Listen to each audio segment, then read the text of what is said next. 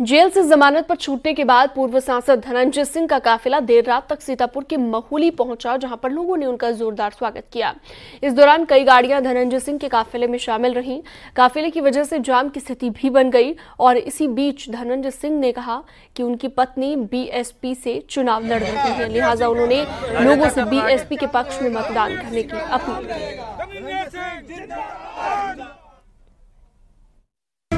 हमारे यहाँ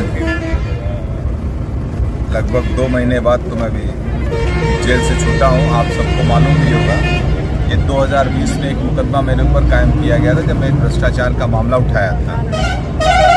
तो उसमें कुछ लोगों को, सत्ता पक्ष के लोगों को उसमें क्षति हो रही थी। फर्जी मुकदमा कराए, इतना फास्ट ट्रायल करा के उसको अननेसेसरी का मुझे इस मामले में सजा हो गई न्यायपालिका से।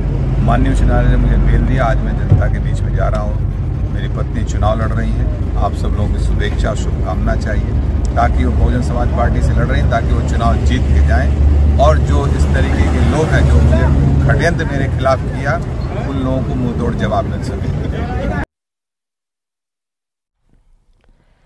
बीएसपी ने जारी की प्रत्याशियों की लिस्ट। 6 लोकसभा प्रत्याशियों की लिस्ट जारी की गई है। विधानसभा उपचुनाव में एक प्रत्याशी के नाम का ऐलान किया गया। बीएसपी ने डुमरियागंज से बदला प्रत्याशी। डुमरियागंज से मोहम्मद नदीम मिर्जा को टिकट दिया गया है।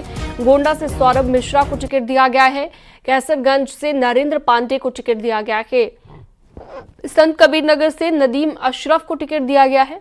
बाराबंकी से शिव कुमार दोहरे को टिकट और आजमगढ़ से बदला गया है प्रत्याशी। भीम राजभर का टिकट काटा गया है और आजमगढ़ से मशहूद अहमद को टिकट दिया गया है। उपचुनाव में लखनऊ पूर्वी से अशोक कुशवाहा को टिकट दिया गया है। तो उम्मीदवार जो बदले हैं समाजवादी पार्टी ने और बीएसपी ने। दरअसल उनकी लिस्ट हम आपको दिखा रहे थे जो बसपा की तरफ से उम्मीदवार बदले गए हैं।